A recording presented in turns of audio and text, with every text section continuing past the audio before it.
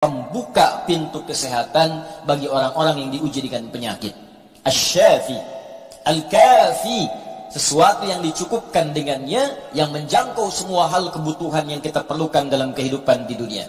Jadi kalau kita amalkan isinya, semua hal yang baik-baik dalam kehidupan kita di dunia sampai ke akhirat akan dibukakan oleh Allah Subhanahu wa taala. Apa yang Anda butuhkan? Apa yang Anda perlukan? Apakah kemudahan dalam beraktivitas? Apakah kemudahan dalam rezeki? Amalkan isinya, maka kita akan dimudahkan dan diistimewakan oleh Allah Subhanahu wa taala. Demikian dengan nama-nama yang lainnya, sampai diberikan nama 14 kurang lebih untuk menunjukkan luasnya jangkauan kemuliaan dan sifat-sifat kebaikan yang dimiliki oleh surah ini. Lalu pertanyaannya, bagaimana kemudian mendapatkan hal yang dimaksudkan tadi? Kalau sakit, cepat sembuhnya. Orang dulu dibacakan sekali Al-Fatihah, dengan izin Allah langsung sembuh. Kalau kita ada kesulitan rezeki, cepat didatangkannya. Orang dulu kemudian mengamalkan surah Al-Fatihah, maka bahkan ada orang yang belum minta, sudah langsung disediakan oleh Allah Subhanahu wa taala. Demikian dengan aspek-aspek yang lainnya. Karena itu penting bagi kita untuk mengetahui isi surah ini, kemudian mengamalkan kandungannya, tidak sekedar membacakannya tapi tidak mengetahui isinya, tidak paham kemudian kandungannya, sehingga saat kita mengamalkan isinya, kita tidak disertai dengan pemahaman yang baik dan tidak merasakan bagaimana kemuliaan surah yang dimaksudkan. Yang paling berbahaya, dibaca iya tiap hari, tapi nggak diamalkan isinya, itu persoalannya.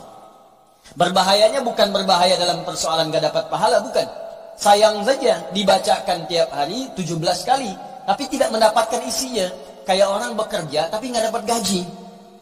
Kerja tiap hari tapi akhir bulan nggak gajian gitu. Ya, Allah perintahkan kita untuk membacakannya 17 kali dalam sehari dan menjanjikan pada kita semua jenis kemudahan dan kebaikan dalam hidup. Kita bacakan cuman nggak dapat, itu masalahnya. Nah, persoalannya kenapa orang tidak mendapatinya? Boleh jadi bukan karena tidak membacanya, tapi cara membacanya itulah yang tidak sesuai dengan yang diinginkan oleh Al-Quran dan isi surah itu sendiri. Karena itu coba kita gali bagaimana kemudian surah ini diurutkan ayat-ayatnya dan dijelaskan oleh Allah dengan untaian firman-Nya yang sangat luar biasa. Baik, di pertemuan yang lalu kita telah mulai dengan ayat yang pertama. Begini cara memahaminya. Al-Fatihah. Kalau kita ingin memulai bacaan Al-Quran, maka mulai dengan surah ini. Itu yang khusus. Al-Fatihah. Jika kita ingin mendapatkan semua jenis kebaikan dalam hidup dunia akhirat, maka mulai pahami ayat-ayat berikut ini.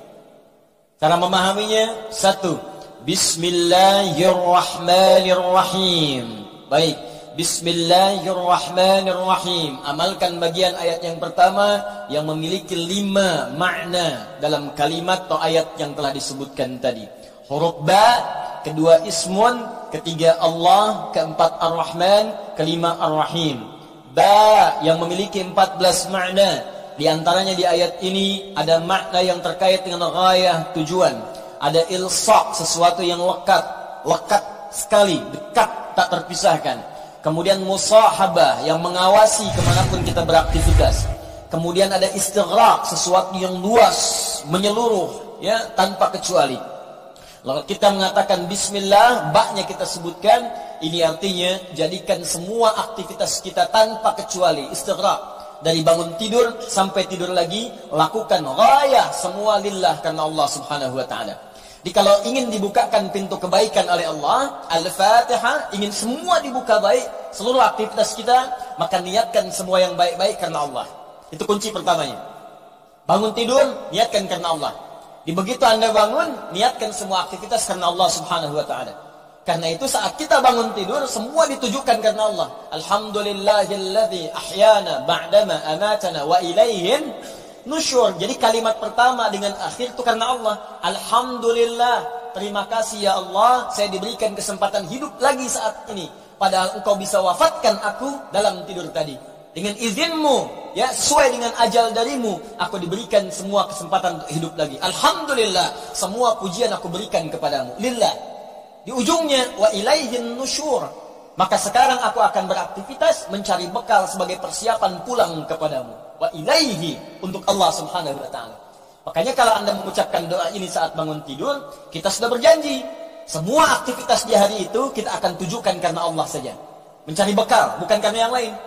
Jadi kalau Anda ucapkan doa tadi, berarti nanti makannya karena Allah, minumnya karena Allah, bekerjanya karena Allah, salatnya karena Allah, infaknya karena Allah, merawat anak karena Allah, semua karena Allah. Ghaya. Awas, hati-hati ya, hati-hati. Maka dampaknya orang yang semua aktivitasnya dilakukan karena Allah Subhanahu wa taala, maka fungsi ba yang ketiga. Satu tadi ghaya, kedua istighraq, yang ketiga ilsaq dan musahabah.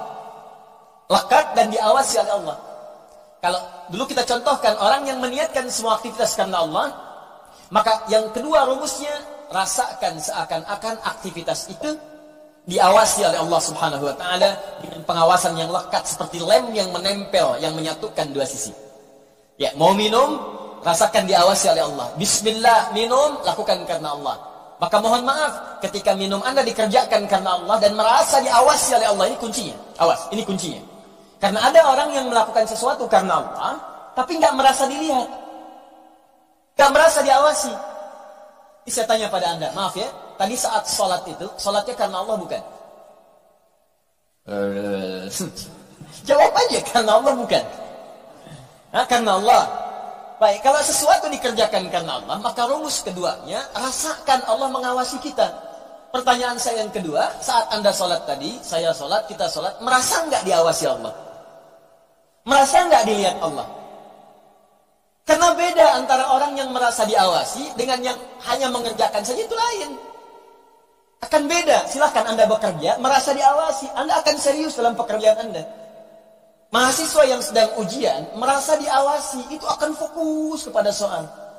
Susah, mau noleh kanan, khawatir, ada CCTV. Mau noleh kiri juga khawatir, karena terawasi, dia akan fokus. Makanya orang sholat itu kalau benar-benar sholatnya merasa diawasi, dia fokus, nggak akan nengok kanan kiri. Nggak ada istilahnya ketika takbir Allahu Akbar, tangannya nggak sedekap. Tahiyatnya kok gerak-gerak ya? Atau bahkan saat sholat mikirkan yang lain. Allahu Akbar, tender ya Allah, tender. Allahu Akbar, WhatsApp belum dibalas. Allahu Akbar, status belum diupdate. Jadi kalau kita benar-benar merasakan diawasi Allah, bahkan kita pun akan belajar bagaimana cara membacakan bacaan dalam sholat supaya benar. Karena malu gitu. Malu baca Al-Fatihah, bacaan belum bagus. Dan merasa didengar Allah, kan malu. Anda bicara di depan saya, bicaranya nggak jelas, Anda sendiri sudah nggak enak. Ustadz Adi, saya mau bertanya, silahkan. Kan kalau kedengaran nggak jelas pun, saya dengarnya pun nggak paham, Anda nyampaikan pun nggak enak. Sekarang Anda sholat setiap hari 5 waktu menghadap Allah, belum tambahan sholat sunnah. Dan Anda sadar bacaan Anda belum bagus. Tapi anehnya merasakan didengar oleh Allah dan diawasi. Apa nggak malu gitu? Coba deh satu kali rasakan hal yang demikian. Jadi kalau kita memang merasa, itu dampaknya lain ke dalam ibadah kita. Nanti rumus terapannya, aktivitas harian kita. Ini minum, ini memang minum ini pekerjaan sederhana. Tiap hari kita minum. Cuman ada beda ketika minum kita itu merasa dilihat Allah. Maka saya katakan di pertemuan lalu, mustahil Anda akan menyentuh minuman yang tidak disukai oleh Allah. Mustahil. Jangankan menyentuh yang dilarang Allah, mau minum pakai tangan kiri pun rasanya nggak enak. Pasti Anda akan pindahkan gitu kepada yang lebih baik. Paham sampai sini ya? Ya sama dengan proses begini, mencari nafkah, bekerja, dari di jalan, dari baca, berpakaian. Kalau semua dikerjakan karena Allah, demi Allah saya katakan, mustahil dalam pekerjaan bisa mudah menyentuh yang diharamkan oleh Allah. Gak mungkin. Gak mungkin mau terima proyek yang haram, itu mustahil. Mustahil ikutan tender yang haram, mustahil. Mustahil menjerumuskan diri pada yang tidak disukai oleh Allah. Karena merasa disukai, dilihat Allah. Dan merasa diawasi, jadi mustahil. Dusta itu mustahil. Bohong itu mustahil, korupsi mustahil, nyogok gak mungkin. Bukan karena perkara takut orang lihat, karena Allah mengawasi kita. Makanya dulu, sahabat tuh ketika diajarkan seperti itu, bahkan anak-anak kecil, jangankan yang tinggal di kota, di ujung yang paling dalam di padang Sahara, yang sulit ada orang setiap waktu, yang kalau lewat cuman kambing gurun dengan unta, Anda bayangkan. Lewat kambing gurun unta, kambing gurun unta, kambing gurun unta. Tapi perhatikan bagaimana mereka mengamalkan huruf ba dalam Bismillahirrahmanirrahim. Diuji oleh sahabat Umar bin Al-Khattab radhiyallahu taala anhu. Lewat padang pasir, kelihatan anak muda sedang menggembala. Saat menggembala itu, menggembala kambing, ditanya oleh Umar, diuji. Kata Umar, saya mau beli sebagian dari kambingmu itu. Kata orang ini bukan punya saya, punya tuan saya. Punya tuan saya. Kata Umar, tuanmu kan gak ada di sini. Ini padang pasir yang luas, orang yang gak ada. Beli aja, bilang dimakan serigala. Apa kata penggembala ini? Lalu di mana Allah? Idzan fa'ain Allah. Bayangkan penggembala saja di padang pasir yang orang yang nggak ada, yang gampang saja bilang ini dimakan serigala, dapat keuntungan banyak gitu. Ya, luar biasa. Yang dia katakan pertama kali bukan sekedar menolak, nggak mau takut ketahuan sama tuan, takut ketahuan sama pemiliknya, takutnya tidak. Pertama kali jawaban yang keluar, idzan aina Allah. Lalu Allah di mana? Allah di mana?